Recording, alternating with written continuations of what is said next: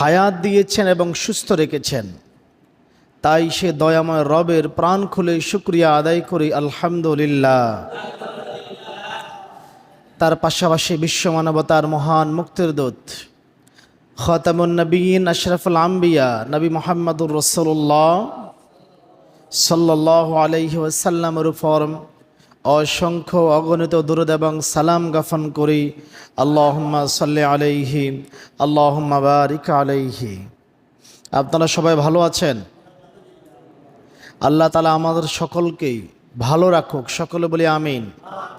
আল্লাহ আমাদেরকে সুস্থতা নসিব করুক, সকলে বলি আমিন।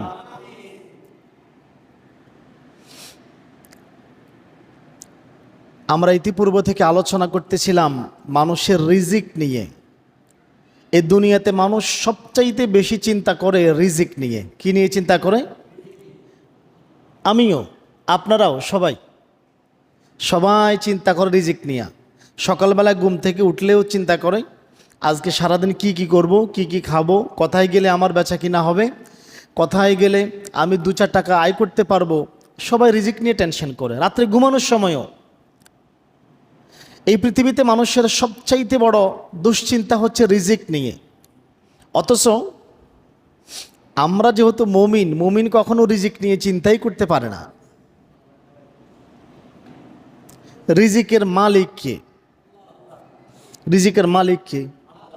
তো আপনি যদি আল্লাহর বান্দা হয়ে থাকেন, তাহলে কি রিজিক নিয়ে দুশ্চিন্তা করার মতো কোনো কারণ আছে?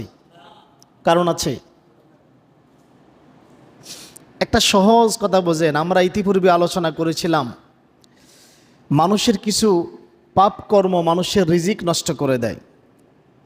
এখন এই যাবৎকালে অনেকে প্রশ্ন করেছেন, হুজুর আপনি যত ওয়াজ করতেছেন সব তো বোঝা যায় আমাদের পাপ কর্মের কারণে রিজিক সব ধ্বংস হয়ে যাচ্ছে। তাহলে রিজিক বাড়াইবার কোনো উপায় নাই? রিজিকে বরকত আসার মতো কোনো উপায় নাই? বলতেছেন না তো। ইনশাল্লাহ আমরা আজকে থেকে আগামী হয়তো 2-3 জুমা লাগবে আমাদের, মানুষ রিজিকের ব্যাপারে যে চিন্তা আমাদের ভিতরে, দুশ্চিন্তা আর কি, দুশ্চিন্তা রিজিক নিয়ে আমাদের অন্তরে কি দুশ্চিন্তা। আগামী দিন কিভাবে চলবো, এই বছরটা কিভাবে চলবে, ছেলের লেখাপড়ার জন্য খরচ লাগবে, মেয়ে বিবাহ দেওয়ার জন্য খরচ লাগবে। আমরা রিজিক নিয়ে, জীবিকা নিয়ে বেশি দুশ্চিন্তাগ্রস্ত থাকি। এখন মানুষের কিছু করা পাপ যেমনি করে মানুষের রিজিক কমিয়ে দিতে পারে। কেন? মানুষের করা কিছু অপরাধে আল্লাহ অসন্তুষ্ট হয়ে যায়।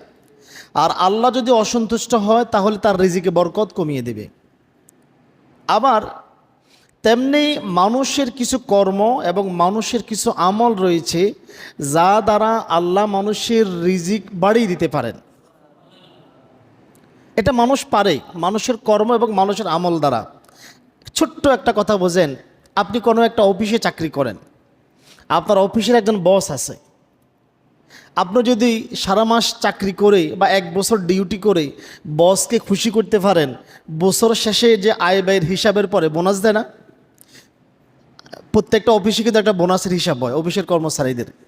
বছরের শেষে যখন দেখবে যে হ্যাঁ আমার এই কর্মচারী আমার অফিসটা সুন্দরভাবে পরিচালনা করেছে, তার দ্বারা আমার এই উপকার হয়েছে, সে আমাকে সন্তুষ্ট করতে পারছে, তাহলে অফিসের বস তাকে পুরস্কৃত করবে না?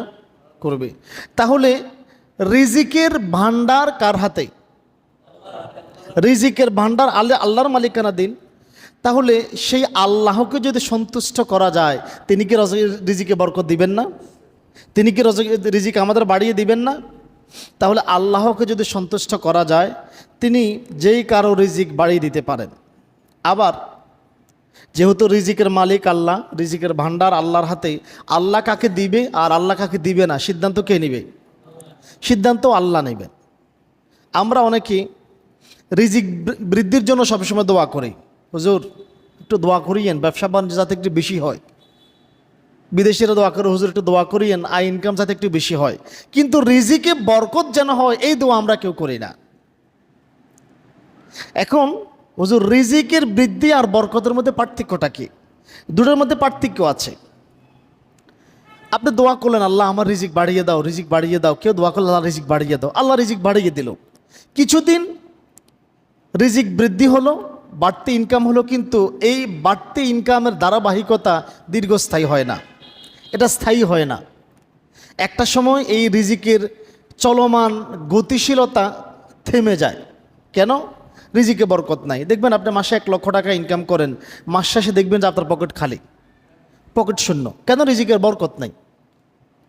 আমাদের রিজিকে বরকত না থাকার কারণে এমনটা হচ্ছে। আমরা রিজিক বৃদ্ধির জন্য দোয়া করি, কিন্তু রিজিক বরকতের জন্য দোয়া করি না।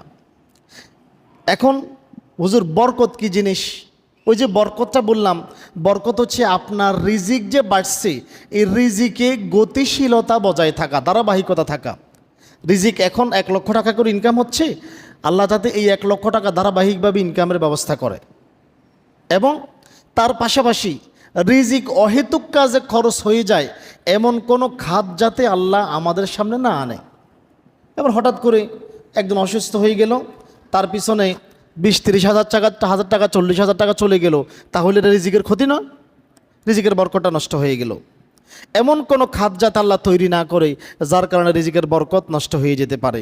এই জন্য রিজিকের বরকত মানে হচ্ছে রিজিক, আপনি যে প্রাপ্ত নিয়ামত, প্রাপ্ত রিজিকটা যাহাতে স্থায়ী হয় এবং তার ধারাবাহিকতা বজায় থাকে, এর জন্য দোয়া করতে হবে। নয়তো দেখা বলবেন যে হুজুর দোয়া করলেন, আমরাও দোয়া করলাম, আপনিও দোয়া করেন, আল্লাহ রিজিক বাড়াই দাও বাড়াই দাও, 1 বছর পর্যন্ত রিজিক বেড়ে গেল, কিন্তু আবার হঠাৎ করে কমে গেল, কারণ রিজিকে বরকত নেই। রিজিক বা নিয়ামত বৃদ্ধির ধারাবাহিকতাকেই বরকত বলে। আর বরকতের মালিক হচ্ছে আল্লাহ, হচ্ছেন বরকতময়। আল্লাহ কি? বরকতময়। আর বরকত আসে কার কাছ থেকে? আল্লাহর কাছ থেকে। সূরা রহমান আপনারা সবসময় পড়েন, 78 নম্বর আয়াত আল্লাহ তাআলা বলেন, তাবারাকাসমু রাব্বিকা যিল জালালি ওয়াল ইকরাম। আল্লাহ তাআলা বলেন, কত বরকতময় আপনার রবের নাম, যিনি মহিমাময় এবং মহা অনুভব। আল্লাহু আকবার। তাহলে বরকতময় কে? আল্লাহ। বরকত আসবে কার কাছ থেকে? আল্লাহর কাছ থেকে। তাহলে আল্লাহর নিকট বরকত কামনা করতে হবে।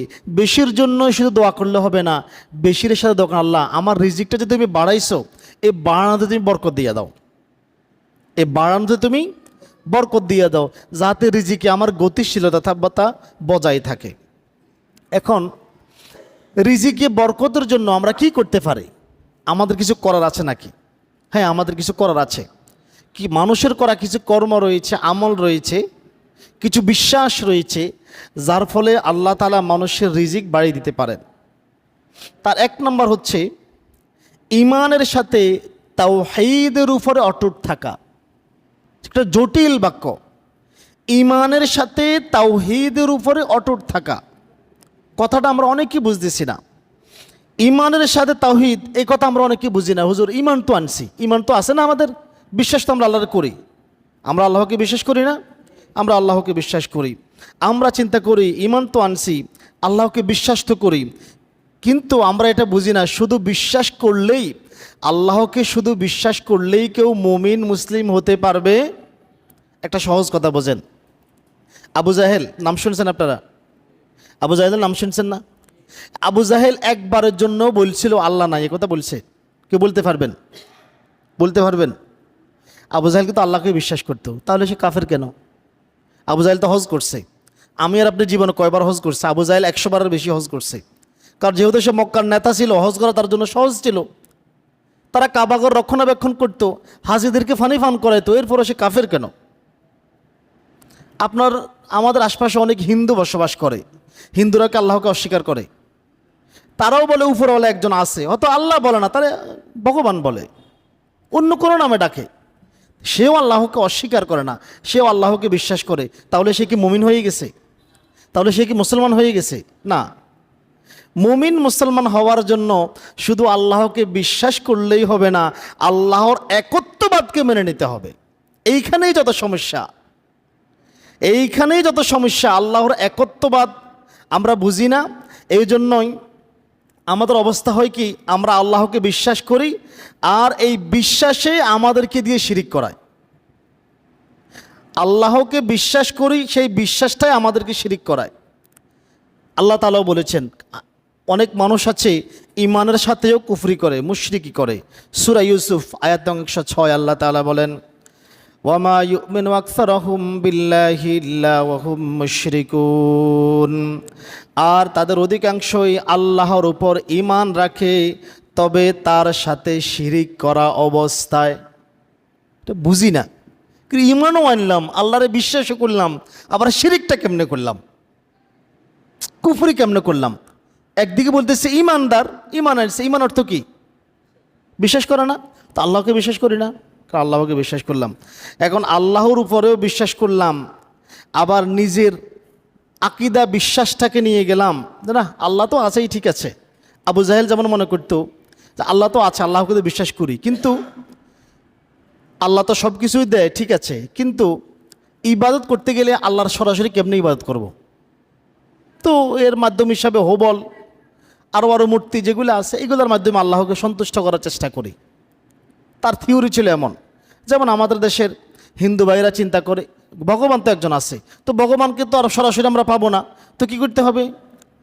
দুর্গা, কালী, তারপরে বজরাংবলী, এরপরে বাবা ভোলানাথ, আরও কি কি আছে, যাক আমি তো সবগুলোর নাম জানি না, এদের মাধ্যমে ভগবানের সন্তুষ্টি আদায় করতে হবে।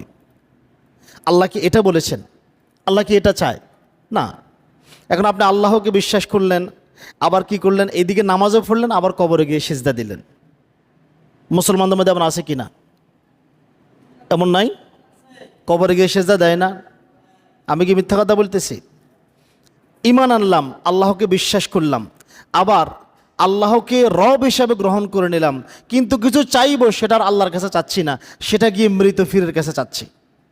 বাবা জান হুজুর, আমার এই সমস্যা, আমাকে এটা এটা দিয়ে দেন। আল্লাহ কি এটা বলেছে? আল্লাহ তাআলাকে বিশ্বাস করলাম, আল্লাহ তাআলাকে বিশ্বাস করলাম, আবার শহীদ মিনারের নামে ওই খাম্বা মূর্তির নিচে গিয়ে ফুল দিলাম। আল্লাহকে বিশ্বাস করলাম, আবার আমার নেতার মাজারে গিয়ে ফুল দিলাম, সেখানে গিয়ে নেতার পূজা করলাম। আমার কোনো চাহিদার প্রয়োজন হইলেই আমি আল্লাহকে না বলে কোনো মানুষের সাহায্য চাইলাম, তাহলে মানুষ কি এখানে শিরিক করলো না? মানুষ কি এখানে শিরিক করলো না? একটা সহজ কথা বোঝেন, আমরা যদি এই সকল বিষয়ের উপর আস্থা রাখি যে আল্লাহ তো আছে, ঠিক আছে, আল্লাহকে বিশ্বাস করি, বিপদ আপদে আমার উদ্ধার করার জন্য আমার একজন ফির লাগবে, তাবিজ কবজ লাগবে সাথে, তারপরে মাঝে মধ্যে মাজারে গিয়া চাইতে হবে। আচ্ছা বলেন, একটা জীবিত মানুষ, যেই লোকটা মারা গেছে, মারা যাওয়ার আগে সে মানুষের কাছে হাত পাতায় খাইছি, ফির সাহেব বললেও কী হয়েছে, মানুষের তারা হাতিয়ে দিছে, সে খাইছি, এখন মরার পরে গিয়ে তার পাওয়ার বাড়ি গেছে। মরার পরে মানুষের পাওয়ার বাড়ে না কমে? কমে না? মরার পরে মানুষের পাওয়ার বাড়ে না কমে? কমে। তাহলে কমিন না একটা মানুষের কাছে আমরা দোয়া করলাম, আমার এটা এটা দেন, হইল এটা। এখন কেউ যদি এসবের উপর আস্থা বিশ্বাস রাখে, তাহলে সে তাওহীদের বিপরীত কাজ করলো। কারণ আল্লাহর সাথে কোনো কিছুর তুলনা চলে? আল্লাহ কি কারো মুখাপেক্ষী? বিষয়টাকে এমন যে বিশাল মহাজগৎ, এই মহাজগতে ক্ষুদ্র একটা গ্রহের নাম হচ্ছে পৃথিবী। আপনি যদি গ্যালাক্সির উপরে দিয়ে এই ভয়েজার 1 থেকে যে ছবি তুলে ফাটাইছে, ভয়েজার 1, 2, দেখলাম যে পৃথিবীকে আমাদের গ্যালাক্সির উপর থেকে ক্ষুদ্র একটা বালিকণার মধ্যে দেখা যায়, একটা ক্ষুদ্র বালিকণা, ক্ষুদ্র বালিকণার মধ্যে দেখা যায়। এই বালিকণা, এইখানে মনে করেন আল্লাহ এমন এক ব্যক্তি যে এই পৃথিবীতে 800-900 কোটি মানুষ, সবারই তো আল্লাহ চেনে না মনে হয়। এই জন্য একজনকে দায়িত্ব দিলে, ঠিক আছে, এই বাংলাদেশের দায়িত্ব তোমার, লোকেরা তোমার কাছে চাইবে। বিষয়টা কি এমন? বিষয়টা কি এমন? আল্লাহ কোনো কাজে কারো দ্বারস্থ হতে হয় না। আল্লাহ এমন এক ডাইমেনশনে আছে, যে ডাইমেনশন মানুষ সংখ্যা দিয়ে কল্পনা করতে পারে না। আমরা আরশে আজিমের নিচে যা কিছু আছে সব কিছু সময়ের মধ্যে চলমান, কিন্তু আল্লাহ হচ্ছেন সময়ের উপরে। আমাদের কাছে সময় চলমান, গতিশীল, কিন্তু আল্লাহর কাছে সময় গতিশীল নয়। আল্লাহ এমন এক ডাইমেনশনে আছে, তিনি তার নিম্নবর্তী সকল ডাইমেনশনের মুভমেন্ট যে কোনো সময় পরিবর্তন করে দিতে পারেন। সূরা ইখলাস আপনারা পারেন তো? পারেন না? নামাজে পড়েন, অর্থটা তো খেয়াল করেন নাই। আল্লাহ তাআলা বলেন কোরআনুল কারীম সূরা ইখলাস, আল্লাহ তাআলা বলেন কুল হুয়াল্লাহু আহাদ, বলুন তিনি আল্লাহ এক, অদ্বিতীয়। আল্লাহ কয়জন? আল্লাহ অদ্বিতীয়, তার সাথে কোনো সমকক্ষ চলে না, তার কাছাকাছিও কেউ নাই এমনটাও বলা যাবে না। প্রধানমন্ত্রী একজন আছে, তার সাথে আরও মন্ত্রীর দরকার, এমপির দরকার, এমপি সাহেব আছে, তার সহযোগিতা করার জন্য চেয়ারম্যান মেম্বারের প্রয়োজন। আল্লাহর এরকম চেয়ারম্যান মেম্বারের প্রয়োজন হয় না। আল্লাহ হচ্ছেন একক, কুল হুয়াল্লাহু আহাদ, আল্লাহ হচ্ছেন এক, আল্লাহুস সামাদ, তিনি কারো মুখাপেক্ষী নন। আল্লাহ কারো মুখাপেক্ষী নয়, বরং সবাই তার মুখাপেক্ষী। সবাই কার মুখাপেক্ষী? সবাই আল্লাহর মুখাপেক্ষী। আল্লাহর কোনো প্রয়োজন নেই। এমনটা কি কখনো শুনছেন যে জিবরাইল আলাইহিস সালাম আসি আমেরিকার প্রেসিডেন্টের কাছে বলছে আল্লাহর যে সম্পদের ভাণ্ডার, রিজিকের ভাণ্ডার একটু অভাব পড়ে গিয়েছে, এখান থেকে আমেরিকা থেকে কিছু সম্পদ দাও, এমন বলছে কখনো? আল্লাহ কি কখনো কোনো মানুষের দ্বারস্থ হয়েছিল যে আমার ভাণ্ডারে একটু অভাব হয়েছে, দয়ার, ক্ষমার, সম্পদের কোনো কিছুর অভাব পড়েছে, তোমরা আমাকে একটু সাহায্য করো, এমনটা কি কখনো হয়েছে? না। আল্লাহ মুখাপেক্ষী, আল্লাহ কারো মুখাপেক্ষী নন, বরং আমরাই তার মুখাপেক্ষী। অতঃপর আল্লাহ তাআলা বলেন লাম ইয়ালিদ ওয়া লাম ইউলাদ, তিনি কাউকে জন্ম দেন নাই এবং কেউ তাকে জন্ম দেয় নাই। এখন আল্লাহ যদি কাউকে জন্ম দিত তাহলে একটা অসুবিধা ছিল। অসুবিধা কি জানেন? সন্তানের কাছে আমাদের বিবেক কিন্তু শূন্য হয়ে যায়, এটা জানেন? সন্তানের কাছে পৃথিবীর সবচাইতে বড় ফেত্তা কিন্তু সন্তান। সন্তানের কাছে গেলে কিন্তু বিবেক শূন্য হয়ে যায়। এখানে আর বিবেক কাজ করে না, এখানে আবেগটা বেশি কাজ করে। এখন যদি সন্তান থাকতো তাহলে কোনো না কোনোভাবে এই সন্তানেরে আটক করে আল্লাহরে ব্ল্যাকমেল করা যাইতো। আল্লাহ তাআলা বলতেছেন লাম ইয়ালিদ, না আমার কোনো সন্তান নাই, আমি কোনো সন্তান নেই নাই, ওয়ালাম ইউলাদ, এবং আল্লাহকেও কেউ জন্ম দেয় নাই। যদি আল্লাহকে কেউ জন্ম দিত তাহলে আল্লাহ তার পিতামাতার মুখাপেক্ষী হয়ে যেত। তাহলে আল্লাহর কোনো পিতামাতাও নাই, কেউ তাহাকে জন্ম দেয় নাই, তিনিও কাউকে জন্ম দেয় নাই। ওয়ালাম ইয়াকুল লাহু কুফুয়ান আহাদ, এমনকি কেউ তার সমকক্ষ নয়। কথা কি বুঝে আসছে? সূরা ইখলাস তো পড়েন, অর্থের দিকে তাকান নাই তো। আল্লাহ নিজেই নিজের পরিচয় বলেছেন আমার কোনো সমকক্ষ নেই, কারো সাহায্যের আমার প্রয়োজন নাই। এই মহাবিশ্বে আপনি মনে করেন আমি কি হেডম জাতের কচ্ছপ, এই পৃথিবীর এই অমুক অঞ্চলের চেয়ারম্যান আমি, মেম্বার আমি, অমুক দলের নেতা আমি, এই হয়ে গেছি এই হয়ে গেছি।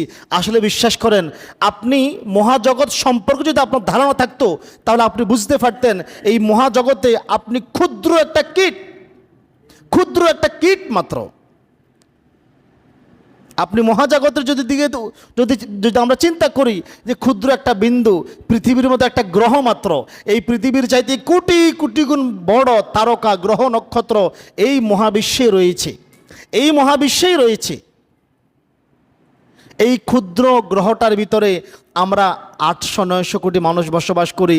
আমরা কত টাকা ইনকাম করি, কত টাকা ব্যয় করি, আমাদের আবেগ, ভালোবাসা, খুন খারাপি, মারামারি, ক্ষমতার লড়াই সব এই ক্ষুদ্র গ্রহটাতে। আল্লাহ বলতেছেন আমার কারো সাহায্যের প্রয়োজন হয় না। আমরা হয়তো চিন্তা করব এই পৃথিবীতে অভাব, এই পৃথিবীতে আল্লাহ পরিচালনা করার জন্য, এই পৃথিবীটাকে পরিচালনা করার জন্য আল্লাহর অমুকের তমুকের প্রয়োজন হয়। তাহলে বলেন তো, চাঁদ পরিচালনা করার জন্য আল্লাহর কাকে প্রয়োজন হয়েছে? সূর্য পরিচালনা করার জন্য আল্লাহর কাকে প্রয়োজন হয়েছে? পৃথিবীতে এত কোটি কোটি তারকা, এইগুলিকে পরিচালনা করার জন্য আল্লাহকে কার সাহায্য নিতে হয়েছে? আল্লাহকে কারো সাহায্য নিয়েছে? না। সূর্যকে আল্লাহ সৃষ্টি করে যেই কক্ষপথে, যে ছায়াপথে ঘোরার জন্য বলেছেন, সূর্য আজও সেই ছায়াপথেই ঘুরতেছে। পৃথিবী, গ্রহ নক্ষত্রসমূহকে সৃষ্টি করার পরে যেভাবে গতিশীল করে দিয়েছেন, সেইগুলি সেইভাবে গতিশীল রয়েছে। একটা আরেকটার জায়গায় কখনো যায় নাই, একটা আরেকটার স্থানে কখনোই যায় নাই। তাহলে আল্লাহর কোনো সাহায্যের প্রয়োজন হয় না, কোনো কারণে আল্লাহকে কারো দ্বারস্থ হতে হয় না, দ্বারস্থ হওয়ার প্রয়োজন নেই। এখন যদি কেউ মনে করে আল্লাহকে বিশ্বাসের সাথে, এই যে আগে বললাম, এই সকলের উপরেও আস্থা রাখবো, বিশ্বাস রাখবো, এইগুলোর ইবাদত করব, তাহলে সে আল্লাহর একত্ববাদকে মেনে নিলেও না, যা আল্লাহকে রাগান্বিত করে, যা আল্লাহকে কি করে। একেবারে একটা সহজ কথা বোঝেন, আপনার কোম্পানির একজন সিইও থাকে না, সিইও থাকে না, আরও সহজ করে বোঝেন, এই কোম্পানির কথা বললে বুঝবেন না আপনারা সবাই। রাষ্ট্রের কথা বলি, আমাদের রাষ্ট্রে একজন প্রধানমন্ত্রী থাকে, রাষ্ট্রের প্রধানমন্ত্রী থাকে না, বা রাষ্ট্রনেতা বা রাষ্ট্রপতি। এখন রাষ্ট্রপতিকে রাষ্ট্রপতি হিসেবে মানে নেওয়ার সাথে সাথে যদি আমি বিরোধী দলীয় নেতাকেও রাষ্ট্রপতি বলি, রাষ্ট্রপতি কি আমার উপর খুশি হবে? আমেরিকার এখন এইবারে আবার প্রেসিডেন্ট নির্বাচিত হয়েছে ডোনাল্ড ট্রাম্প।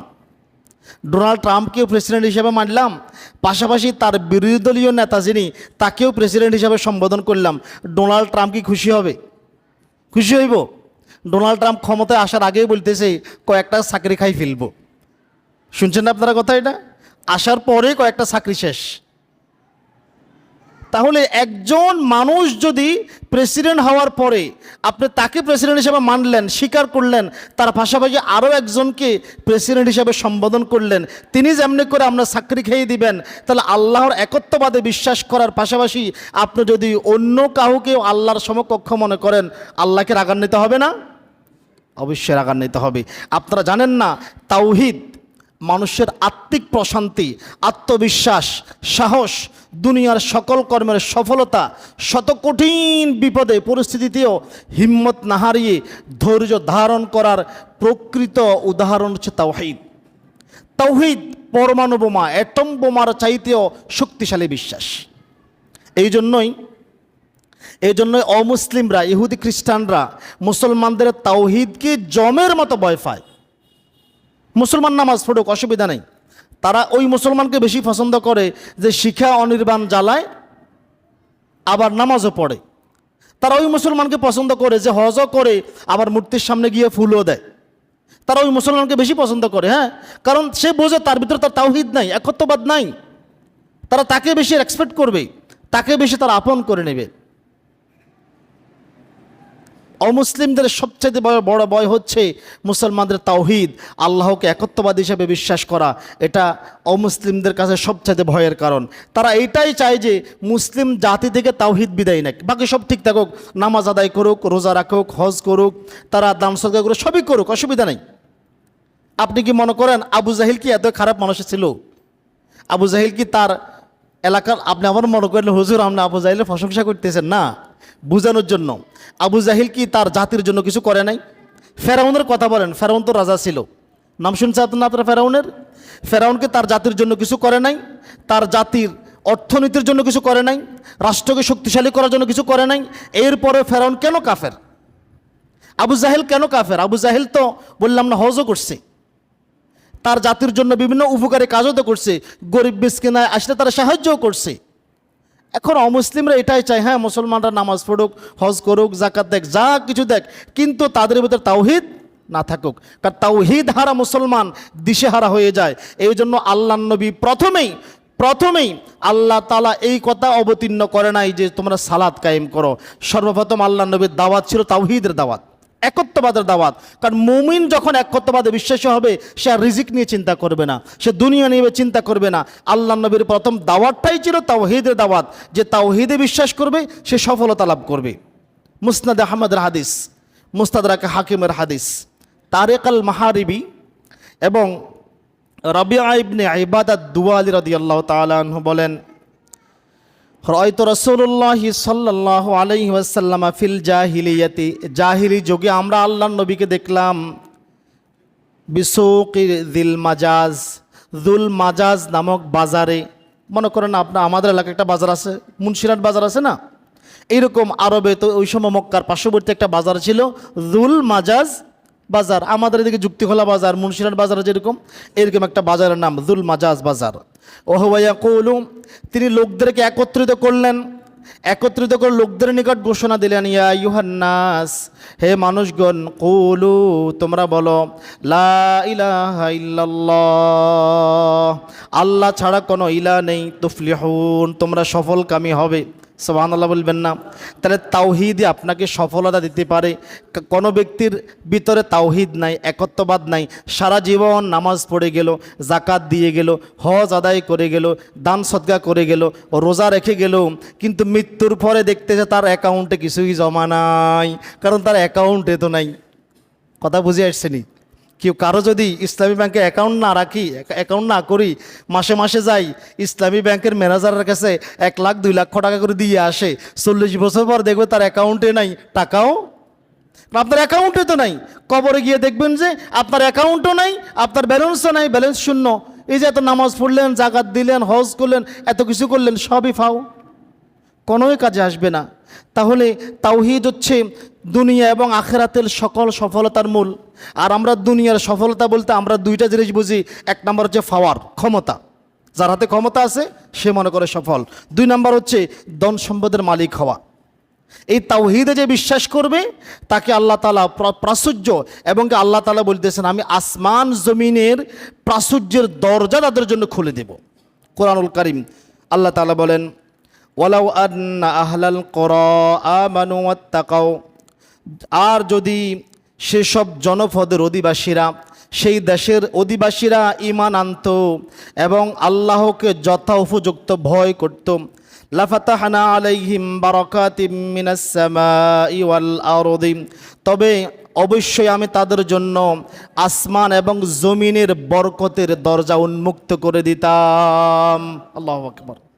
তাহলে আগেই হচ্ছে আল্লাহকে, তাও আল্লাহর একত্ববাদে বিশ্বাস করতে হবে, আর আল্লাহকে যথোপযুক্ত সর্বোচ্চ পর্যায়ের ভয় করতে হবে এবং আল্লাহর উপর ভরসা রাখতে হবে।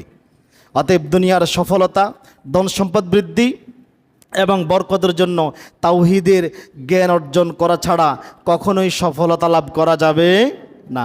কেননা সকল রাজত্ব, ধন সম্পদ কার মালিকানাধীন? আল্লাহর মালিকানাধীন। এখন তিনি খুশি হলে তার রিজিক বেড়ে যাবে।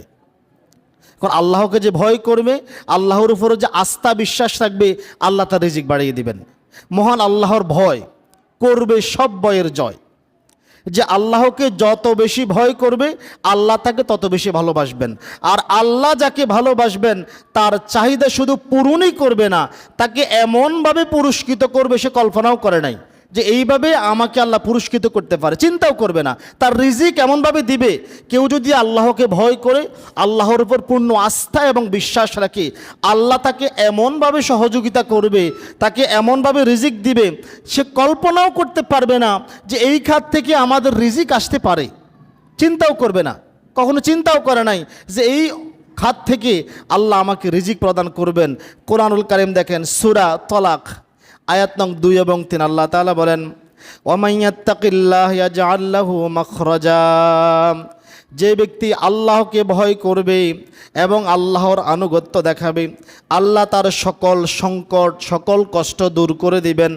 এরপরে আল্লাহ তাআলা বলেন, ওয়ায়ারযুকুহু মিন হাইসু লা ইয়াহতাসিব, তাকে এমন স্থান হতে রিজিক দিবেন যেই ব্যাপারে সে কোনোদিন চিন্তাও করে নাই।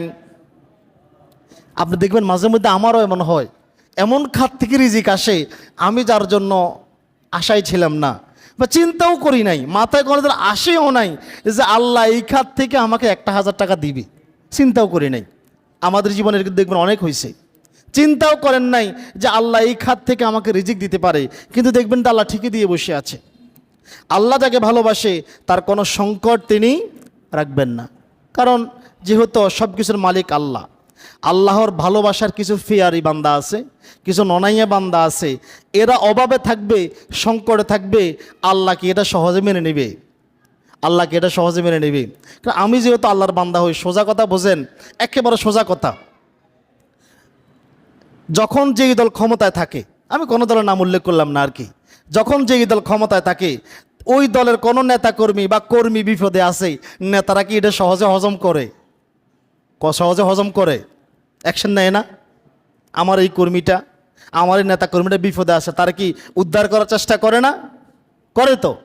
তাহলে আমি যদি আল্লাহকে ভালোবাসি আর আল্লাহকে যদি বুঝাইতে পারি, আল্লাহ আমি তোমাকে ভয় করি, আমি তোমার উপর আস্থা রাখি, তোমার উপরে বিশ্বাস রাখি, তোমার উপর ভরসা রাখি, তাহলে আল্লাহ কি আমাদেরকে সংকটে ছেড়ে দিবে? কখনো নয়। তবে এটা মনে রাখতে হবে, আল্লাহকে ভয় করার সাথে সাথে আল্লাহর উপরে পূর্ণাঙ্গ ভরসা এবং আস্থা রাখতে হবে যে আমার আল্লাহ আমাকে কোনোদিন ছেড়ে যাবে না, তিনি অবশ্যই অবশ্যই আমাকে দিবেন। কখনো বিপদে পড়েছেন, হতাশ হবেন না, আল্লাহকে বলবেন। এটা আমরা সবাই পারি, বলেন না আমার সাথে, হাসবুনাল্লাহু ওয়া নি'মাল ওয়াকিল, নি'মাল মাওলা ওয়া নি'মান নাসির। পারেন না এটা আপনারা? পারেন না? বলেন না আমার সাথে, হাসবুনাল্লাহু ওয়া নি'মাল ওয়াকিল, নি'মাল মাওলা ওয়া নি'মান নাসির। অর্থটা দিকে লক্ষ্য করেন। অর্থটা হচ্ছে আমার জন্য মহান আল্লাহই যথেষ্ট। সুবহানাল্লাহ বলবেন না? কে যথেষ্ট? কে? আল্লাহই যথেষ্ট। তিনি কতই না উত্তম অভিভাবক, কতই না উত্তম সাহায্যকারী। আল্লাহু আকবার। আল্লাহর চাইতে বড় সাহায্যকারী, অভিভাবক, উত্তম অভিভাবক কি হতে পারে? সৃষ্টি জগতের সমস্ত প্রাণীর রিজিকের ব্যবস্থা কে করেন? আল্লাহ করেন না? তাহলে আমরা যদি বিশ্বাস করি যে সমগ্র সৃষ্টি জগতের রিজিকের ব্যবস্থা যেহেতু আল্লাহ করেন, তাহলে আমার রিজিকের দায়িত্ব কে নিছেন? আল্লাহ নিছে না? তাহলে আল্লাহ যদি ওয়াদা করে বান্দা আমি তোর রিজিক দিব, আল্লাহকে তার ওয়াদা নষ্ট করে? আল্লাহকে তার ওয়াদা ভঙ্গ করে? কখনো না। আমরা যদি দুনিয়াতে কারো উপরে বিশ্বাস রাখি, কেউ যদি আমাদের সাথে ওয়াদা করে হ্যাঁ হুজুর আপনাকে এটা দেব, বা কোন নেতা ওয়াদা করলো এলাকাতে আসে হ্যাঁ আমি আপনাদেরকে এটা দেব, এই নেতা আপনার ওয়াদা রাখতেও পারে নাও রাখতে পারে, সে আপনাকে ঠকাতে পারে। আপনি যে তার উপর বিশ্বাস করছেন সে আপনার বিশ্বাস নষ্ট করতে পারে। কিন্তু আল্লাহ এমন এক রব, তিনি যদি একবার ওয়াদা করে ফেলেন, তার ওয়াদা তিনি আর কখনো খেলাফ করেন না। তিনি অবশ্যই সে দায়িত্ব পালন করেন। আর রিজিক আল্লাহ আপনাকে যদি আল্লাহর উপর বিশ্বাস রাখেন এমনভাবে দিবে সেটা কল্পনা করতে পারবেন না আল্লাহ আমাকে এভাবে রিজিক দিতে পারে। ওমর ইবনে খাত্তাব রাদিয়াল্লাহু তাআলা আনহু বলেন, রাসূল সাল্লাল্লাহু আলাইহি ওয়াসাল্লাম বলেছেন, লাউ আন্নাকুম কুনতুম তাওয়াক্কালুনা আলাল্লাহি হাক্কা তাওয়াক্কুলিহি, যদি তোমরা মহান আল্লাহর উপরে সত্যিকারের ভরসা করো তাহলে তিনি তোমাদেরকে লা রুজিকতুম, তিনি তোমাদেরকে এমনভাবে রিজিক দিবেন কামা তুরজাকুত তৈরু, যেমনিভাবে পাখিদেরকে রিজিক দেন। আপনারা পাখি দেখছেন? যেমনিভাবে পাখিদেরকে রিজিক দেন। পাখিদের জন্য কোনো কলকারখানা আছে? কলকারখানা আছে? পৃথিবীতে যে এত পাখি আছে কারোর জন্য কেউ কলকারখানা আছে? পাখিরা কোথাও চাকরি করে? পাখিদের জন্য কোনো অফিস আছে? পাখিদের জন্য কোনো রাষ্ট্র আছে? প্রধানমন্ত্রী এমপি মন্ত্রী আছে? কিচ্ছু নাই। টিআর নাই, টিসিবি নাই, কিচ্ছু নাই। এরপর পাখিদেরকে কে খাওয়ায়? অতঃপর আল্লাহর নবী বলেন, তাকদু খিমাসা ওয়া তারুহু বিতানা, দেখবে তোমরা পাখিরা সকালবেলায় বাসা থেকে খালি পেট নিয়ে বের হয় আর সন্ধ্যাবেলায় পেট ফুরিয়ে বাসায় ফিরে আসে। আল্লাহু আকবার। আল্লাহ তাআলা বলতেছেন এই পাখিদেরকে আমি যেভাবে অনিশ্চয়কর অবস্থা থেকে যে এখানে গেলে রিজিক পাবে, পাখি জানে না কোথায় তার রিজিক আছে, জানে নাকি? জানে না। পাখি যেমনি করে একটা অনিশ্চয়কর স্থান থেকে, অনিশ্চিত বস্তু থেকে, স্থান থেকে রিজিক পায়, বান্দা আমিও তোমাকে এমন স্থান থেকে রিজিক দেব। আমি ইতিপূর্বে বলেছিলাম পৃথিবীতে আল্লাহ তাআলা কোরআনুল কারীমে আগে বলেছেন, ও আমার বান্দারা তোমরা বাতাস বিক্রি করো, বাতাসে ব্যবসা করো। মানুষ একসময় বাতাসে ব্যবসা করা যায়, বাতাস বিক্রি হবে এটা কল্পনা করছে? আজকে বাতাস বিক্রি হয় কি না? হয় না? সাইকেলের চাকায়, মোটর সাইকেলের চাকায়, গাড়ির চাকায় যে হাওয়া দেন এটা কি বিক্রি হয়? হাওয়া বিক্রি হয় কি না? মোবাইল, আমরা যে মোবাইলে এক জায়গা থেকে আরেক জায়গায় কথা বলি এটা কিসের মাধ্যমে চলে? প্লেন কিসের মাধ্যমে চলে? আল্লাহ বলছে তোমরা করো, আমাদেরকে বলছে, আমাদেরকে, কিন্তু আমরা করি নাই। আমাদের কোরআন গবেষণা করে তারা করে। রিজিক এই যে আল্লাহ বলে দিছে, ইঙ্গিত দিয়ে দিছে এখান থেকে রিজিক অনুসন্ধান করো না, আমরা করি না, আমরা করি না। মানুষ কি এই যে মুরব্বীরা যারা আছেন বলেন তো, বিগত 30 বছর আগে কি আপনারা চিন্তা করছেন এইভাবে বাতাস বিক্রি করে, এইভাবে আপনার এই যে বর্তমানে যেভাবে আপনার মোবাইল ব্যাংকিংয়ের মাধ্যমে, বিকাশের মাধ্যমে, প্লাক্সি লোডের মাধ্যমে লক্ষ লক্ষ টাকা ইনকাম করতেছে, চিন্তা করছেন যে এমনটা ইনকাম হতে পারে, এটা নিয়ে একটা বিজনেস হতে পারে? মানুষ চিন্তা করছে? কখনো চিন্তা করে নাই। কিন্তু আল্লাহ বলেছেন আমি যেহেতু দিব, এমন অনিশ্চিত খাত থেকেও দিব যেটা তুমি কল্পনাও করতে পারবে না। আল্লাহ ইচ্ছা করলে নিকৃষ্ট বস্তু থেকেও আল্লাহ মানুষের রিজিক দিতে পারে। ওই যে ওই দিন খবরে দেখলাম একটা খবর, মাছের আঁশ চেনেন তো আপনারা? ওই বাজারে বড় বড় মাছের আঁশ, বাজারে মাছ করে না, আঁশগুলি জমা করা হয়। এইগুলো শুকিয়ে নাকি এগুলোর অনেক মূল্য, এইগুলো দিয়ে নাকি গয়না তৈরি করা হয়। মহিলারা যে আপনার প্রসাধনী ব্যবহার করে, গয়না ব্যবহার করে না, এইগুলি তৈরি করা হয়। আর এটা থেকে নাকি বাংলাদেশ কোটি কোটি টাকা বিদেশি রেমিটেন্স উপলব্ধ করে। সুবহানাল্লাহ বলবেন না? এই যে মাসের আঁশ চিন্তা করছে কেউ কোনোদিন এই মাসের আঁশ দিয়া সরকার কোটি কোটি টাকা ইনকাম করবে? আজকে হচ্ছে। আল্লাহ এটাই বলতেছেন যে এমন অনিশ্চিত জায়গা থেকে তোমাদেরকে রিজিক দিব তোমরা কল্পনাও করতে পারবে না। দুনিয়াতে আমরা কারো না কারোর উপরে ভরসা করি, সন্তানরা পিতার উপরে, পিতা চাকরির উপরে, স্ত্রী স্বামীর উপরে, তারপরে দলীয় নেতাকর্মীরা দলের নেতার উপরে। এই যে আমরা একে অপরের উপর ভরসা করি, আস্থা রাখি, আমরা আমাদের এই আস্থা বিশ্বাস একদিন নষ্ট হতে পারে, কিন্তু আল্লাহ এমন এক রব, তিনি কোনোদিন আমাদের বিশ্বাস আস্থা নষ্ট করবেন না। অতএব কেউ যদি আল্লাহর উপর ভরসা করে, তাওয়াক্কুল করে, আল্লাহর উপর আল্লাহর একত্ববাদে বিশ্বাস রাখে, আল্লাহ তাকে অবশ্যই রিজিক প্রদান করবেন। আল্লাহ তার জন্য যথেষ্ট হবে ইনশাআল্লাহ। আমাদের রিজিক বৃদ্ধি সম্পর্কে আমরা আলোচনা করব। কিছু আমল এবং কর্ম রয়েছে, ধারাবাহিকভাবে আরও 2 জুমা আলোচনা হবে। আল্লাহ তাআলা আমাদেরকে সুস্থতা সবলতা নসিব করুক। সকলে বলি